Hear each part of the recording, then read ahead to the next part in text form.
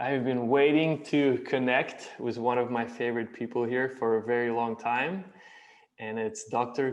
Karina Klimchuk. Karina, Hi, so Scott. nice to see you and to talk to you Thank you. and to ask Thank you a you. million It's wonderful to questions. see you. You look like it looks like you're in a very beautiful place with nice and peaceful nature. Where are you? Yeah, so I'm at my little cabin house here in the Southern Sierras. It's a little smoky today.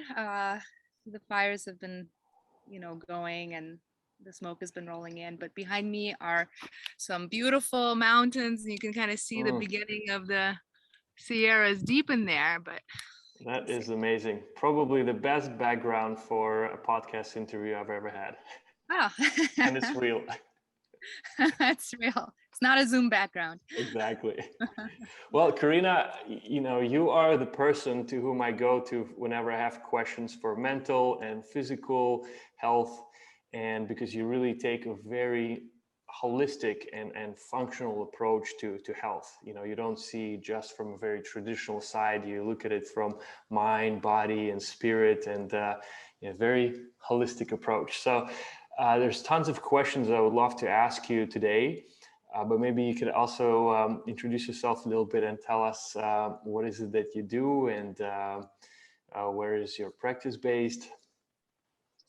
Sure. So I'm Karina Klimchuk. I'm a doctor of Chinese medicine and functional medicine, also a yoga therapist and a Reiki master. And my background is in counseling psychology, and I'm an educator. I teach workshops and several classes at a University of Integrative and Chinese Medicine and supervise interns. And I basically practice holistic medicine. In the truest sense of the word. So it includes a prevention and wellness model, which is mostly the foundation.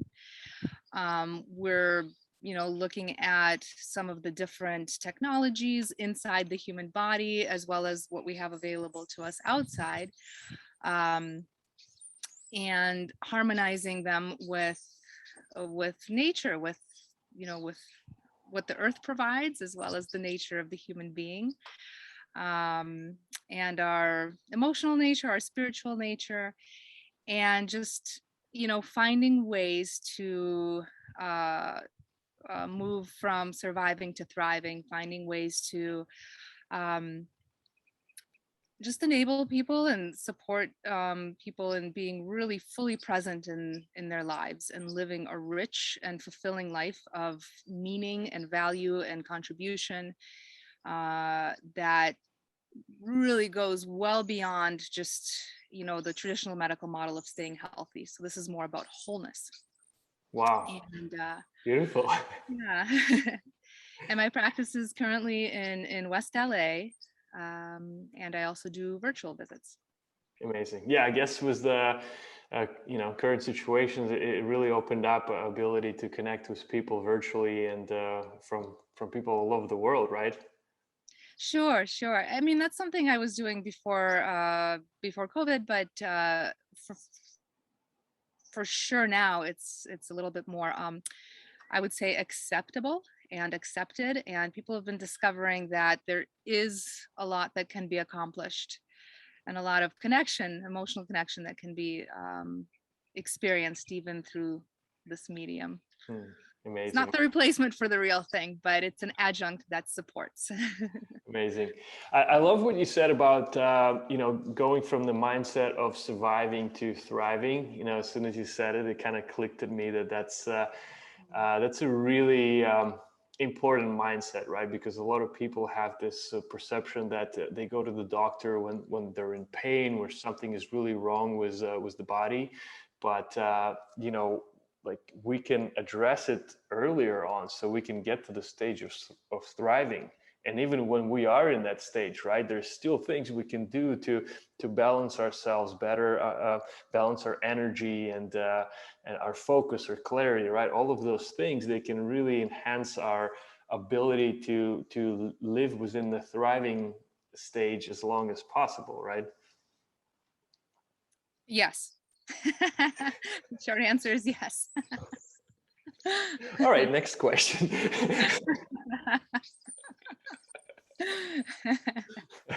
I love it. Well, you know, what I'm really curious about, right? There's this saying about in a healthy body, there's a healthy mind, right? But I feel like the vice versa also matters. And in reality, I don't think that maybe one comes before the other. I would love to hear your opinion. But how do we maintain a healthy body and a healthy mind? Like, what are some of the? I know this is a very broad question, but maybe we can narrow into certain things that people can do, let's say, first for their body in order to maintain a good immune system, maybe low inflammation, so they can have more clarity, more focus, and just more energy throughout the day in general. Like, what are the things that you recommend? So I'll answer that question. The first thing that comes up for me is just an awareness around the conversation of this duality, mind and body. There was a time when that wasn't a conscious concept. And in fact, in Chinese medicine, there is no separation between body and mind. Everything is seen as one. And we're talking about philosophically as well as clinically. I think for the purposes of conversation, it's probably useful to make distinctions. And it's also important to understand that whatever is done to benefit one is going to benefit the other. So I think of a human being as a composite, as a conglomerate of different energies, some in denser form, such as the physical body, some in lighter form, such as the mental body or the mind, some in even lighter form, which is the spiritual or the spirit, that expresses itself through and as us. And anytime we are experiencing a conscious presence and engaging in any kind of practices or behaviors that support the health, the vitality, the integrity, and the evolution of all of these systems, they're interconnected. As far as this being is concerned, it's one. And so for the purposes of understanding and also working with people, there is definitely a benefit to, or there's a purpose to sort of compartmentalizing a little bit conceptually and addressing, on the physical level or on the emotional level or on the mental level or on the spiritual level, different aspects of behavior and things like nutrition and certain, health and wellness practices. So the main things, and a lot of speakers when they talk, they're like, okay, here are the top 3 or the top 5 or I think of it as something that is continuously being discovered. So I don't ever stick, with this like top 3 model or top 5 model, because there's always discovery, there's always unfoldment. So what I'll say today is, on the physical level, there's an essential component in eating nutrition that's clean, that's nutrient rich, and more than what we eat, the way we eat is very important. Figures prominently into how the food is going to be digested, how the nutrients are going to be assimilated, whether or not the body is going to do what it is designed to do with all the nutrition that's going in. So the sourcing of our food,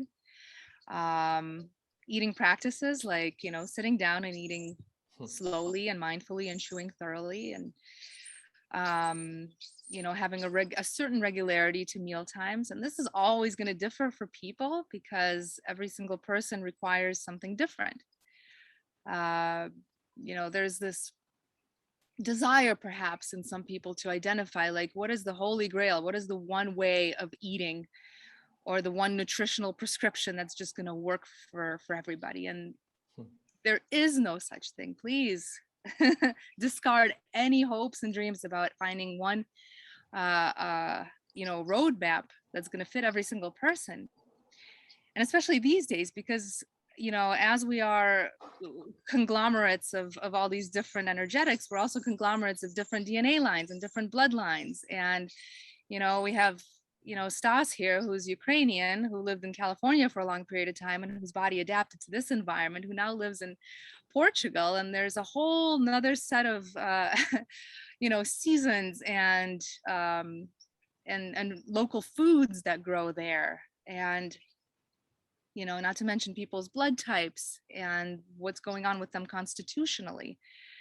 One thing that can be very medicinal can be really, really, toxic to somebody's body in a different state.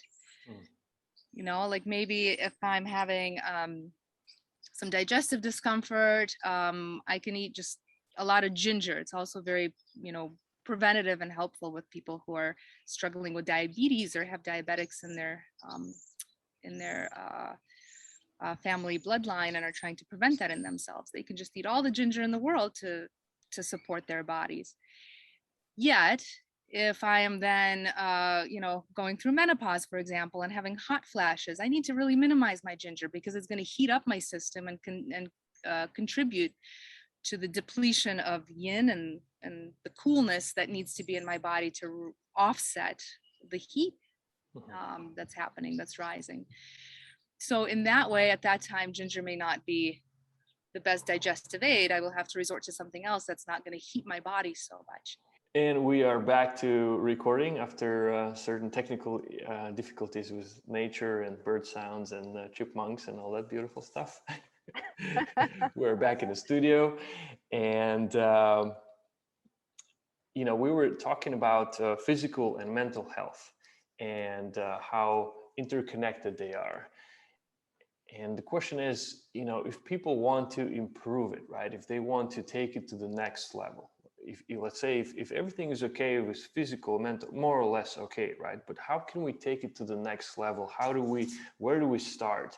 How do we develop this like customized blueprint for our health? Because a lot of people listen to podcasts, listen to blogs, and there's a lot of information out there. But how can we, take all of that, or maybe select what is it that we actually need to take in order to improve our health? Okay, excellent question. A couple things come to mind. So I think what I was touching on before was about how there is just so much variation among human beings. So each of us is a composite, not only of these different energetics, but also of different bloodlines, of different ancestries, different life experiences, different constitutions, right? And we can be born in one place and living in another. So there's the question of what's available in the environment and what has our body adjusted to in the course of our lifetime. And because people are so much more intermixed, not only in their DNA genetics, but also in terms of where they're living in the world, there really isn't any like indigenous prescription anymore. I mean, we're all terrestrially indigenous, which just means we're earthlings. But in terms of really coming up with one, prescription or one way of being or one way of eating for any one, person or people, that's become a little more complex. So on the one hand, well, I think this is what I was saying before, and then I want to take it a little bit further, just, as much as I can recall. And the birds are not an issue anymore, correct? No. Okay, good. Yeah, so there's a difference between knowledge and wisdom, right? I mean, there's like book knowledge, and then anybody can go to school and get educated on nutrition, for example, or our biodynamics, or aspects of mental health, et cetera, et cetera. And not everybody's going to do that, and even the people who do that, that's only one small piece of the pie.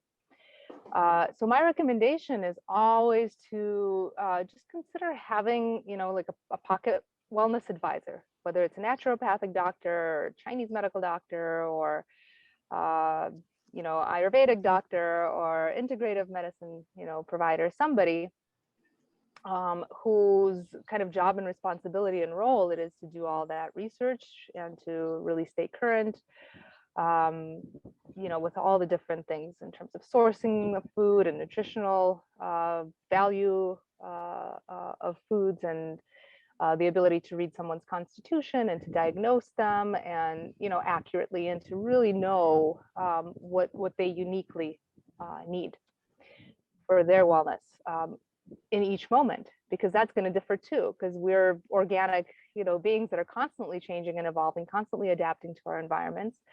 And so what may have been really elemental and therapeutic to me a month ago may no longer be the case. So basically, instead of shooting in the dark and going through all the trials and errors of testing things out yourself, right, is consult an expert.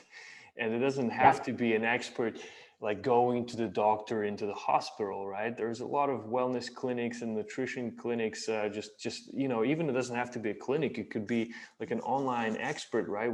But who knows you and with whom you can develop a long-term relationship, and that person can track your evolution, right? And kind of track the changes within you. It's, to me, it totally makes sense, right? We have so many. We have a physical coach, a trainer. We have a business coach. There's so many coaches that we have, but it seems like the nutrition and wellness sometimes doesn't always take the priority.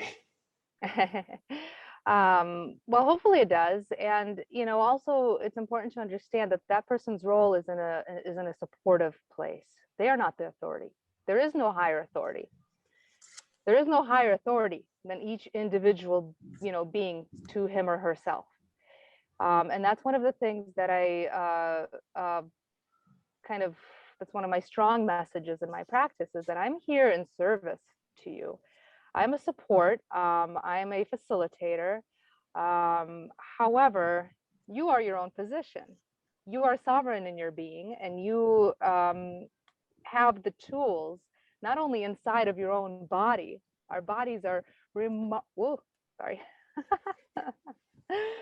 our bodies are remarkable resources. We have a complete pharmacy inside our body. In fact, that's how things like acupuncture work and yoga. They activate the intrinsic molecules and chemicals and neurotransmitters and all these little parts of us that can heal just about anything.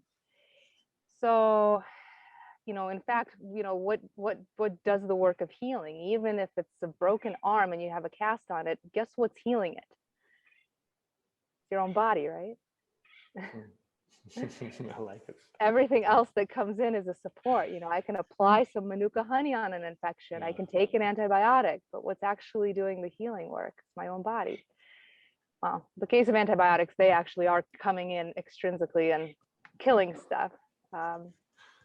I love that you're returning the power to ourselves, right? Because there's I have this tendency, I know, so some other people have the tendency of outsourcing their health, or just not really taking full responsibility for it, and this is kind of like no, like, this is your responsibility. You can heal it. You can actually do things, that not only the body itself will heal, but it's kind of like a teamwork, right? The body has its natural ability to heal, but if you help it a little bit with your intention, with discipline, and with doing things with awareness, it will definitely heal things a lot faster. So you said a key word, and this may be one of the kind of bumps for so many people. I heard you say responsibility. And indeed, taking care of one's own health, which may include bringing others in for help. I'm not talking about, somebody just being an island and doing everything without the help of anybody. That's impossible, and we're not wired like that.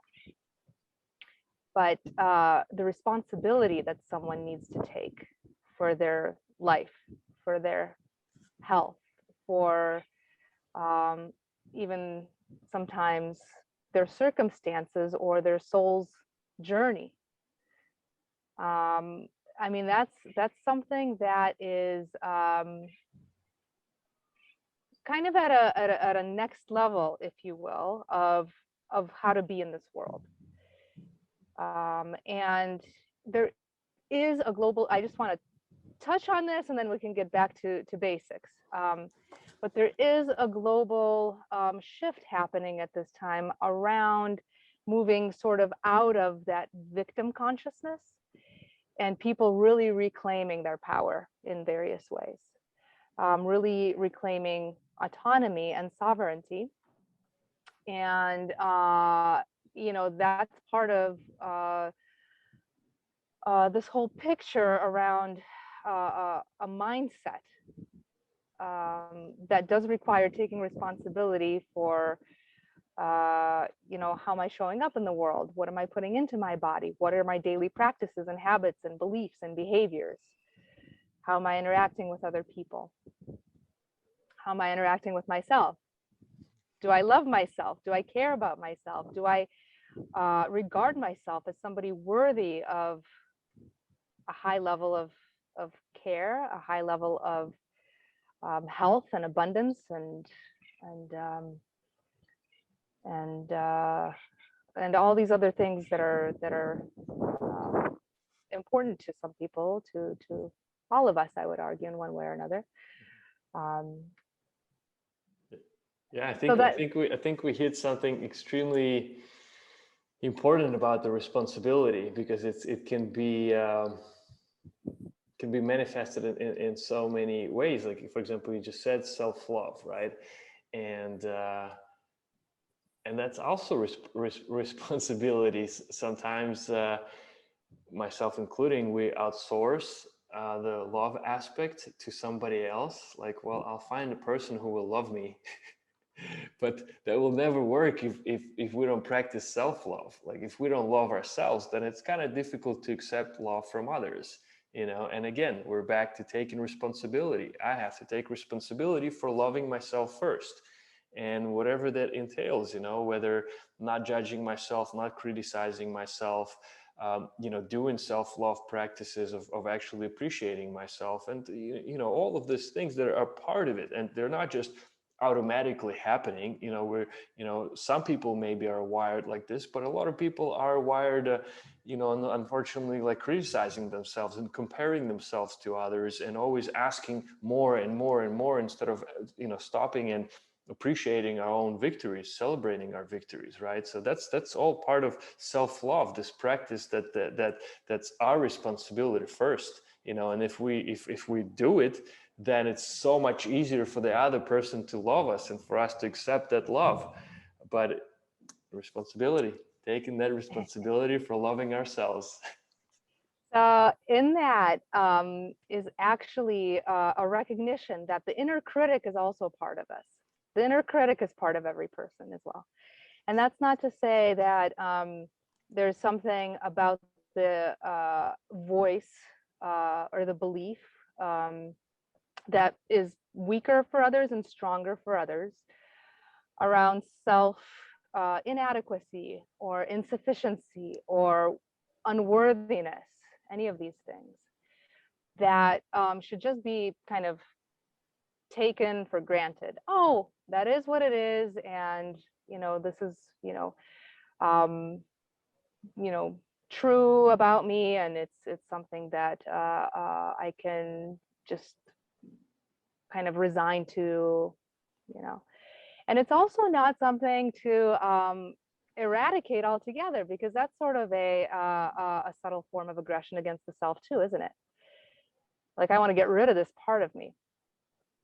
So what about a dialogue with this part? When I work with people and do things like voice dialogue, which is where we actually take some time to listen to each of these voices. And we all have a bunch of them. We all have a bunch of different subpersonalities, or inner archetypes or parts of self, that can be active at any point in time. And when somebody takes a real deep self-inquiry, they start to identify some of these, like, oh yeah, there's the child who wants to play all the time. There's the stern kind of responsible adult parent that knows how to organize the day and, get me from point A to point B. There's the adolescent who is all about rebellion and breaking the status quo and, facing transitions and navigating change. And there's the inner critic, the one who's just always going to pop up and tell me the worst case scenario, tell me what's negative, what's wrong with me, what's, wrong with the world. And I have something critical to say about anything. So when we understand that this is an aspect of the inner world, and it's something that can bring purpose. So when I work with people around this, what ends up happening every single time when we dialogue with the inner critic is that the inner critic says, I am here to help. And this is the best way I know how. Because when I was little, this is how I heard it from my parents, or this is how I heard it from, here or there, or I don't know why. This is just kind of how I came to be. I came online as this fierce protector, trying to make sure that, Karina doesn't get hurt. So I told her she couldn't do that. And she needs to stop trying because she's going to fail anyway, to protect her from disappointment and from hurt. And this is always the case with the inner critic. So in that, there's an opportunity to renegotiate that contract, to first of all, experience and see that belief that was formed early on, because belief is what underlies all human behavior. And oftentimes these beliefs are not conscious. We're not exactly aware of what's driving us. But when we start to tune into some of these voices, not necessarily believing them, not necessarily giving them authority, but listening to them and having a dialogue, then we can discover that there's room for doing it differently, for having a different relationship. And wouldn't the voice or the part that originally wanted to come in as a protector want to continue to be of service? Well, that's what ends up happening 100% of the time. When I've done this work with myself or when I do it with patients, 100% of the time, the inner critic says, well, I don't want to disappear from this person's life because I have something of value to bring to them, but I see that I'm hurting them and I would like to do it in a different way that may be more helpful, because we outgrow previous, coping mechanisms or defense mechanisms and perhaps need a different way or a different message or like a more mature and more expansive worldview. So there's room for that shift to take place. So when it comes to self-care and taking care of our health and our well-being, that's kind of an elemental and very foundational root place to do some work, because you'll find that in the same place that the inner critic dwells, also dwells the inner wise one, who is the ultimate authority, who is the one that knows what's best for you. My inner wise one knows what's best for me. Nobody else does. And that's true for every single human being. And that is the compass, that is the guidance system that we have intrinsically built into us, that can be the highest guiding authority in terms of what we constitutionally need at any point in time, physically, mentally, emotionally, or spiritually. So can you recommend, because it definitely it makes a lot of sense, and I've been given advice before to talk to myself, to really resolve things within myself, right? But how would that process work? Let's say a person is listening to a podcast right now and they're saying, okay, I'm going to talk to my inner critic. Like, what would be how can you create a setting, right? Because it definitely is a lot easier for me to get to some of those revelations and insights and breakthroughs in an altered state, because then I'm a little bit less, less analytical mind, more heart is opening up, and then I'm able to process this feelings and this understandings a little bit better. But what if, let's say, a person is sitting at home right now on their couch and they're thinking, okay, I would like to resolve this because it's creating a blockage on my way to unleashing my full potential. What could you recommend would be a good, simple practice to resolve this within your inner critic? So first, I want to really, really point out that it does require an altered state, because we cannot, and the great Einstein is one of the first people to publicly proclaim that we cannot solve a problem from the same level of consciousness that created it. So we literally need to be in an altered state. Now, an altered state is achieved very, very simply by doing some deep breathing exercises, by doing some yoga, by doing some self acupressure, by sniffing some essential oils, or even herbs or flowers that maybe have different chemical constituents in the chemicals that cause the aroma, that travel up our nose, right into our brain, to the limbic system, which is in charge of our emotional and consciousness state. So there are very simple ways, even for somebody sitting on their couch at home, to enter that altered state of awareness, altered and expanded state of awareness. Meditation is a wonderful way, and a simple practice like just zooming out. Um, and this is, I mean, different people have different levels of experience with this. For somebody, this might be a brand new concept, to just literally close your eyes and see yourself sitting on your couch. So just kind of imagine, you can even use just the imagination if it isn't happening naturally, if it's not intrinsic. Just imagine that you are standing on your roof looking down at yourself sitting on your couch. And from there, imagine that you start floating off the roof and you see your house and you see yourself sitting in your house on your couch. And then you go even further and you see your state. And within that is your house, and there you are sitting on the couch. And keep zooming out till you see the Earth, the planet Earth. And keep zooming out until you see the other planets in the galaxy and all their orbits. And then keep zooming out until you see the various galaxies and all the cosmic realm. And in that place of being the one who is still and who is witnessing all of this other activity, all of this other doing, there is an expanded and altered state of consciousness in simply doing that exercise and assuming that different perspective. So in that space, there is infinite possibility. In that space, there are answers and space for all the things. And when somebody isn't so entrenched in their belief and so entrenched in their emotionality in the moment, when they have a little bit of removal from it. Now, this isn't about detaching altogether. This is about non-attachment. So it's a Buddhist principle. It's a little bit of a difference. There is an opportunity for this kind of inquiry. That's of utmost importance, is to approach these matters with a mindset of curiosity. And when you asked the question, I heard you say, all right, I'm ready to, I don't think you used the word eradicate, but something like this, like I'm ready to Just let go. Yeah. It's like, okay, well, that may eventually happen, but that's not the starting point, you see. The starting point is curiosity.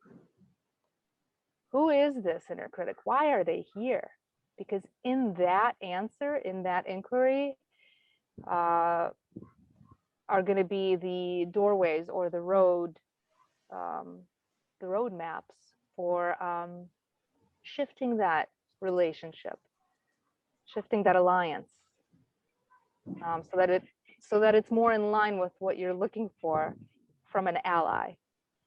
Because that the way that critics showed up, that could have been what you were looking for from an ally at the time that it was formed. But you've matured, you've grown up. You need different things. You're resourced by different things. What used to fulfill you no longer does, and so there's a need to catch up in that relationship in a way. Yeah. Journaling, just sometimes what I'll do is take one page that's like the whatever me, and another page that's the inner critic. And I encourage my patients to do this, and they love this exercise. They come back with all kinds of revelations and insights, and just have a back and forth like dialogue or debate. And this can be more of like a kind of an intellectual mental exercise, but for a lot of people that is the pathway to connect with their heart and with their deeper self, is through the intellect. So I don't want to throw out that tool. And there's something about writing, just handwriting with your hand, that connects the mind with the body, because your brain is producing, to a certain extent, the content of what's written, and then your body is actively involved in writing it down onto a piece of paper. So in that, there's an automatic mind-body connection, which gives more, provides more resources and gives more expression to some of these deeper parts of self, that actually has a way of revealing and discovering. I want to say this right now, and this is from a book, and I am not remembering exactly the author's name at this moment, but hopefully afterwards we can look that up and put that in the podcast notes. But the quote is something like, "True healing is not about making something better or identifying a problem. True healing is about discovery. It's the process of discovery." So that's kind of the approach I want to. It's the approach I take and utilize and want to share with you and your listeners today. There's a certain gentleness in that. There's a certain resourcing in that. Like, we're not going to close our minds or our awareness to things that could actually be treasures. We're just going to inquire to see what's all there that we could potentially work with. That is, if that makes sense. Thank you so much for taking it to a few levels up, because it's I feel like to every, let's say there is a situation and we're approaching it from different angles, right? And the angles that we normally, or a lot of people normally see, right, is like, this is bad, we need to let this go, this is good, I need to keep this and get more of this, right? It's kind of very primitive in a way, and you just presented such a more evolved and I don't even know how else to describe, but this approach of being curious, of accepting things, and not being in a rush to label them as good or bad, because yes, it may seem from the beginning, initially it may seem that inner critic is hurting ourselves, and it could be, because constant negative interpretation of events could be, could have some pretty bad consequences. But that's only if we don't go in there and discover why and what's the purpose and how to actually use it as an advantage or transform it into an advantage, right? So of course it may seem bad and we want to get rid of it and never look back. And your approach is so like, it embraces the good and the bad, and I suppose that's the nature of the universe, right? The yin and yang, everything exists all at the same time, and our interpretation of it, that's what kind of makes it good or bad. It doesn't have to be this way. And thank you so much for uniting the light and the dark and finding value in both of them. Yeah, exactly. I mean, the human experience is all about perception. In reality is perception. So what's the filter that we're looking through? What's the kind of inner mechanism through which information is being processed to create our impressions of what's happening in the world, what's happening inside ourselves. You know, and there's room for refining that filter. There's room for using discernment, because even when that process of inquiry is undertaken from this kind of expanded awareness state of accept all, reject none, right? Everything is a possibility, everything may be a resource. At some point, there's a need to discern, what am I going to keep? What am I going to not? Yeah, because some things may not be, even though they're not intrinsically bad or good, they just are. They are what they are, what they are. But they may not be good for us at this time. So it's kind of the next step after the inquiry and curiosity. And it's important to understand that that step comes, because to some people it might be really scary. Like, oh, what? You think I'm just going to accept everything and think everything is fine and okay? And no, look at all this that's going on over here. Look at, you know, there's the arguments start, right? So it's important to understand that that next step of discernment will come, and it comes only after the exploratory period. And in that step, there's this sort of, like you said, evolved kind of perception and awareness around the material effects of this world, and which ones are going to be, you know, part of our next leg of the journey, and which ones can sort of be put aside or reserved for somebody else who, you know, needs to live that perception. Yeah, that next step gets to be taken. And, you know, this is also something that gets to be revisited and renegotiated as we mature, as we evolve. Because ideally, we look back in our lives and say, what an idiot I was, you know, back then. Wow. What that really means is, wow, I've grown, I've evolved, I've matured. Yeah. So it's a really good thing to be able to look back and see, you know, the folly of our ways in our less mature, less evolved, less wise state, because it means that we have grown. We have consciously evolved. Well, hopefully, and this process that we're talking about is actually an aspect of conscious evolution, because evolution is going to happen no matter what. How aware are we going to be of it, and how much do we interfere or involve ourselves? How much do we witness? How much do we steer? So that's the question of the level and the presence of consciousness in our own unfoldment, in our own development. You know, some people love to like do dream analysis, or you know, journal in the morning and in the evening, or sit in a meditative state and sort of contemplate who they are, what they're doing, what their beliefs are. You know, some people take inventory and take notice of some of the shifts and changes and progresses that happen in their lives. You know, not everybody does this. And I would imagine the majority of listeners, you know, people who are tuned into your podcast, just, you know, knowing you, I would imagine that they do. But there are people who actually don't have that relationship with their life and with the world. You know, and it's important to understand that this is something that's accessible to all, but not everybody may even be aware that it's a possibility.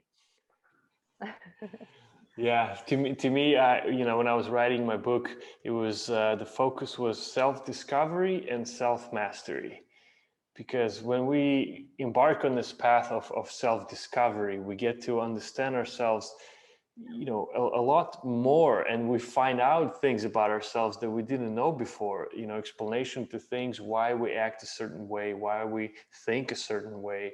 You know, there's all of this. It's not, you know, it's not an accident. You know, there's certain patterns, there's certain events that cause certain, you know, consequences, and how we have grown, how we have evolved, and everything has an explanation. But at the same time, you know, we can work with that, just exactly what we have been discussing of sitting down and talking to your inner critic and understanding why is he doing or she doing what she's doing. and seeing if there's a way to reframe it, right? Like that happens when you go deep within, when you embark on this journey of self-discovery, and you're open and you're curious, and to find out what's there. And then the kind of the self-mastery of not just observing, but actually actively participating in what's happening with you, trying different things, and failing, getting up and doing it again, because that's all there is. Like, this is our life, that we are like clay, and we can shape ourselves, and we can play, and we can do certain things, right? But if we get stuck in this one bubble, being afraid to change things because we may lose the equilibrium, that's a very paralyzing state to be in. I think with proper guidance, there are so many ways we can explore ourselves and get to master ourselves a little bit better. Yeah. It's kind of painful to be stuck, to feel that sense of limitedness, and there's been a lot of that going around, and it's causing this backlash and this reactivity in people, and this really sense of limited perception. I was talking to someone the other day about how there's so much change happening globally. It's really important, that we can imagine, a better life, and the opportunity is here to do that, because literally every single thing that we know to be, true or a certain way is being uprooted, and being completely, rearranged and changed.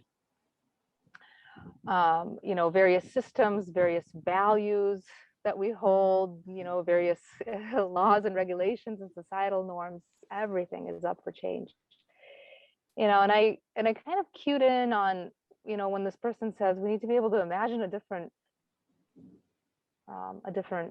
way, or a better way. And I was thinking, that's kind of where things start, don't they?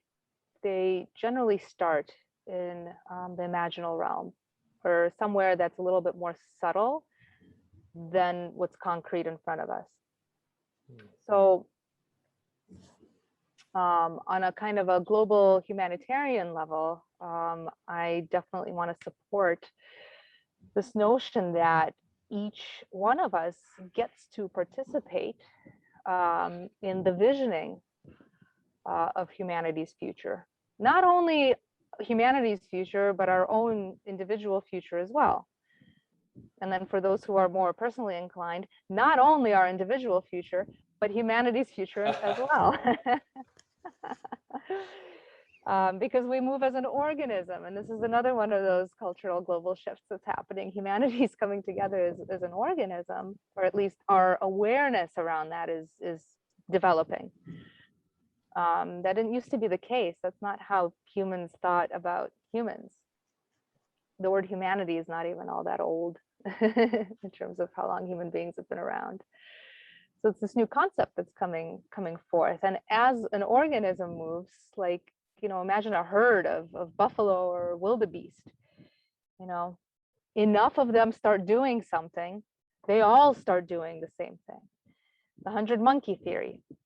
Enough organisms of the body of an organism start behaving a certain way, or adopt a new belief or a new value system, and start doing things a certain way, the organism moves together as one in that direction. And so we each have an opportunity and also a responsibility to take charge of ourselves, and in that way we're also contributing to the greater organism of humanity, to have some of these values that are part of this next wave of human evolution, that has to do with more connectedness, with more of a sense of oneness, with more of a sense of camaraderie and compassion and connection and love and abundance shared among all the people. These values have gotten severely disconnected and severely polarized, and there's this kind of change that's happening at this time. A lot of people are organizing and moving toward that, and that requires taking personal responsibility first. We're back at the responsibility. We're back at the responsibility where this all started. So yeah, so these are some of the kind of root underpinnings of what you know initially inquired about, was about like, well, what is, you know, what is health and wellness, you know? And I'm saying, like, today it's about a lot more than, oh, you know, drinking green juice every morning, which, you know, by all means, drink green juice every morning. We need our antioxidants more than ever. You know, but I am also talking about like a much more um, complex and just a much grander kind of model of what it means, what health and wellness means today. That was And a great answer to our first question. went on a bit of a journey there, didn't we? Okay, second question. It's always so fun talking to you. Thank you for joining us for the marathon with Dr. Karina Klimchuk. We'll be here for 5 more days because I have a couple more questions. But you know, Karina, this is I'm so happy that, you know, like there is a grander plan to things, right? And sometimes I fall victim to this quite a bit when I'm trying to control something, when I'm trying to, I have this agenda, I have these questions, and I have like this idea of how I want things to be to turn out, right? I want like the top 3 things you know, people should do, and this and that, and it's like there is a greater plan out there that I am not aware of, you know, and we're not aware of, right? It just kind of comes through, and things happen, and it's so important to be able to be open to that, right? To be open to magic to come through, for something to happen that you were not expecting to happen, because it's bigger than we are, than all of us. And we just have to be able to receive and to share and to be more in service, which, you know, that's kind of what this podcast has been about. And I really thank you for, you know, for not giving up, you know, despite my temptations of simple solutions, requests for simple solutions, and trying to wrap it in a certain way. You know, you have something bigger to share, and I really appreciate you sticking with this intention to kind of get out of this. Stop looking at this as this problem, right? There's a bigger thing out here, and it takes some effort to snap people out of that, because we are sometimes so focused on this one thing, right? And we want to solve it, and we're not realizing that there's so much out there that we don't need to solve this little thing. There's like so much out there. well, you gave me a nice thread of connection when you asked, given the unique nature of each individual, how can someone be empowered to you know, to tap into their inner wisdom? And that's, you know, I thank you for that thread, for that inquiry, because that's what really led to this, because that's the answer. You know, instead of getting lost in, you know, all the contradictory information, it's going to appear contradictory because it's coming from different sources, from different people. Each may be true. Okay, the Ayurvedic diet may be absolutely perfect for somebody who is, you know, indigenous to India. It may be the worst thing in the world for somebody who's an Inuit living in Alaska. So you're going to say, well, I thought this was, you know, the answer, but it's not. So you have to realize context and come back to self, come back to self and inner wisdom as the guide, as the sovereign, as the compass. And that's the ultimate clarity. That's what I'm seeking, ultimate clarity. Yeah. I have one more, not necessarily question, but more of a request, right? With everything that's happening right now, and you know, I feel that, and a lot of other people, I'm sure, are feeling the shakiness of the foundation of the things that we felt so comfortable with, and we knew how everything works, and now it's changing and shifting, and how do we like as a parting advice, please guide us. How do we maintain the equilibrium? How do we, not go mad and lose ourselves, and maybe actually use the shift in order to not to fall down the crack, but actually to elevate ourselves and to shed the layers that are old and kind of try on some new clothings. How do we do that? Thank you for revisiting that. That's another thing you said before that I did really want to comment on, because you brought up this aspect of the unknown. And that's what we're all in the midst of, because there's a dissolution of previous structures, and the new hasn't yet, materialized. It hasn't come in. It probably won't for several years or decades. So we're all in this kind of free fall, and originally it may have been, perceived that it was going to be that way for a couple of weeks or a couple of months, or it's like, no, it's going to be longer than that. We're still in it. So realizing that it takes time and patience, and there's a reason that, we have this perception of time, given how we are, embodied on this planet. That it's an opportunity to really develop and cultivate and refine, not only skills, but sort of encodings and belief systems and ways of being that are going to support the next rendition of what it looks like to be human on Earth. So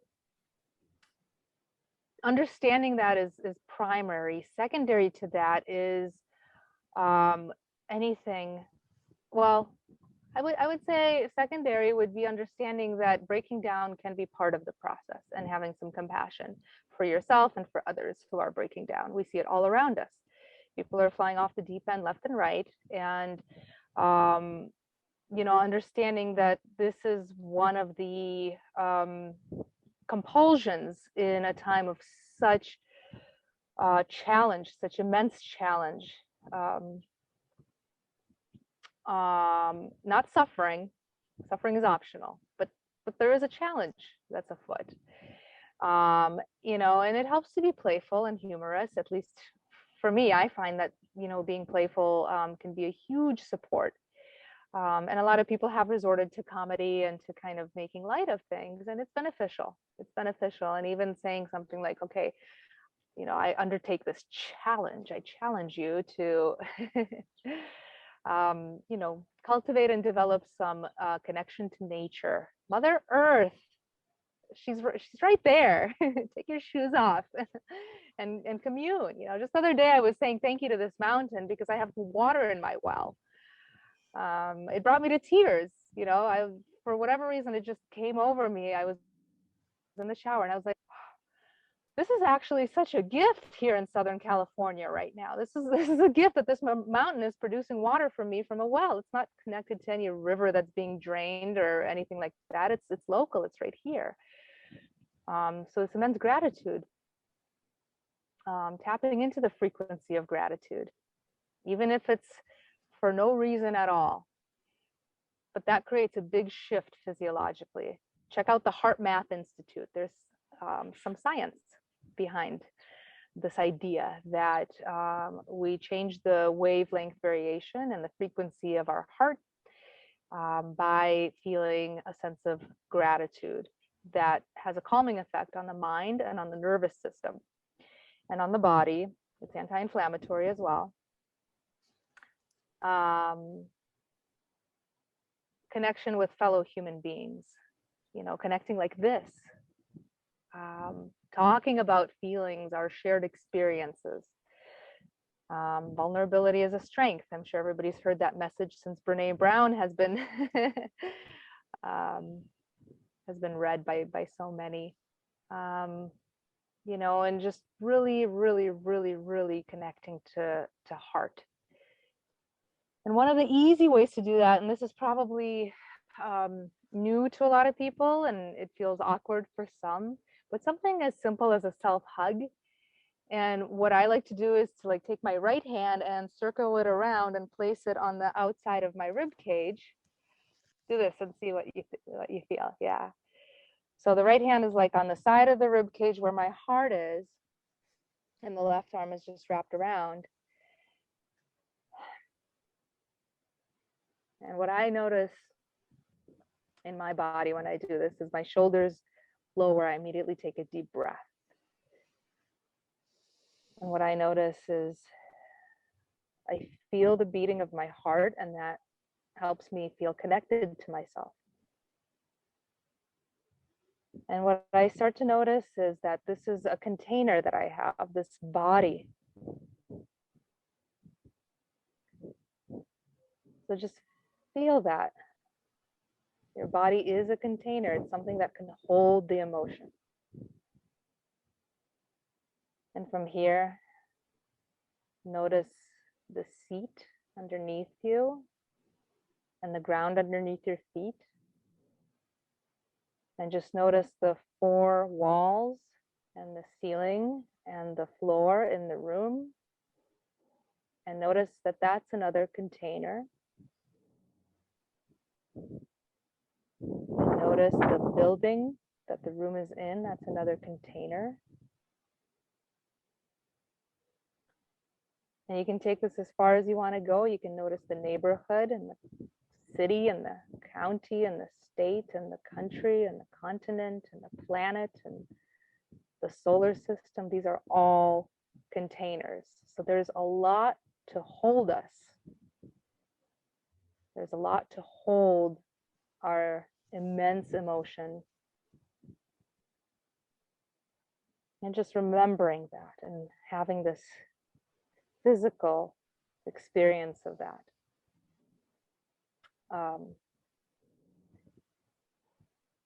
Yeah, it's a simple practice that can be very helpful to. I love it. That's very interesting practice. I don't think I've ever hugged myself. Really? I even had to pick it. You're like, is she still hugging herself? Okay. It can feel awkward, and it's. I mean, did you feel what else? Great, but great. Okay. I like that the container. You know, that's like it's almost like a feeling of safety. Like in a way, I felt pretty safe. Like I got this. You know, it's really nice. And combined with the practice that you mentioned before of going outside and envisioning the room where you're sitting, the apartment, the city, you know, and just going out and out and out. It's pretty nice, very powerful. Mm-hmm. So imagine spending more time in those feeling states, more time than in the feeling states that are generated by watching the news and by worrying and by thinking everything is going to hell. Even if everything is going to hell, that doesn't have to be your feeling state. That doesn't have to be your lived experience. Yeah. Wow. Beautiful. Karina, thank you so much for your guidance and for like what you've given us here today. It's just, it's so much more than I expected, than a lot of people maybe even expected or even knew that that's what they need, you know, but it's like, we don't know what we don't know. And today we found out what is it that we don't know. Well, thank you for this opportunity. It was only possible because of, you know, the space that you provided and just, you know, the way that we get to connect once in a while around some of these greater issues. So yeah, I thanks think for we've uncovered quite a few more things that deserve attention, and I'd love to do like a part 2 of this interview soon, Sure. because there's just so much to keep unpacking. Could probably create video series out of this. But in the meantime, how can people connect with you? Where, you know, if you're open to working with people, where can they find you? Sure. Yeah. I mean, they can find me online. My website is www.kaiwellness.com. And on there is all my contact information. Perfect. Karina, thank you so much for your time today, for just taking it so deep, and so what you shared today was it needs some processing, and I'll definitely be sitting with my journal making a lot of notes after this talk. I really appreciate it. My distinct pleasure. Thank you, Stas.